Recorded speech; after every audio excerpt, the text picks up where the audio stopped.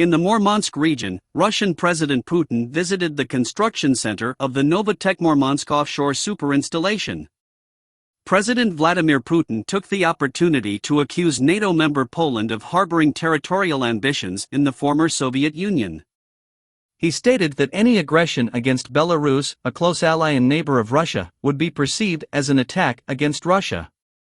In televised remarks during a Security Council meeting with him, Putin claimed that Moscow would respond to any such aggression against Belarus using all available resources at our disposal. Accordingly, Moscow warned Warsaw on Saturday that any hostile action towards Belarus amounts to an assault on Russia. However, the warning of the Russian leader, in case for any reason he attacks Poland, using a false flag incident against Warsaw, will also have consequences because Poland is a member of NATO. On Friday, the secretary of the Warsaw Security Committee announced that military units would move to eastern Poland in response to the arrival of Russian mercenaries from the Wagner Group in Belarus.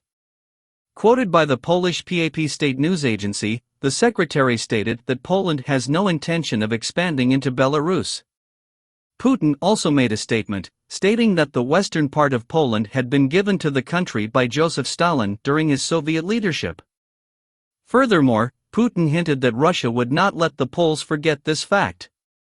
On Friday night, Polish Prime Minister Mateusz Morawiecki made a tweet that made direct reference to the fact that Stalin, a war criminal, was undeniably responsible for the deaths of countless Poles. One thing that is indisputable is the historical truth. On Sunday, the Russian president will meet with the president of Belarus, Alexander Lukashenko, with whom he has frequent conversations. Belarus has announced that Wagner mercenaries are currently training Belarusian special forces at a military camp near the border with Poland. For the first time, Russia has started placing tactical nuclear weapons in Belarus in recent weeks.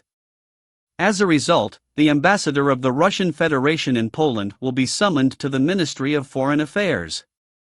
On Friday, German Defense Minister Boris Pistorius made it clear that both Germany and NATO are ready to provide assistance to Poland in safeguarding the military alliance's eastern border. Addressing the press, Pistorius highlighted concerns raised by Putin regarding a possible Polish-Lithuanian deployment in western Ukraine, including the recapture of previously Polish territories and possible territorial occupation in the region. Putin said that, without providing evidence, he is well aware of Poland's dreams for land in Belarus. On Wednesday, Yevgeny Prigozhin, Wagner's boss, appeared in a video where he warmly welcomed his fighters to Belarus. He informed them that, for the moment, they would stop participating in the war in Ukraine. However, he ordered them to amass their strength for Wagner's African efforts, all while he was training the Belarusian army. Prigozhin, the commander who led the successful invasion of the Ukrainian city of Bakhmut, proudly claims that Wagner is Russia's most formidable fighting unit. 4 weeks ago, after numerous verbal confrontations with the Moscow defense establishment, he decided to organize an armed rebellion.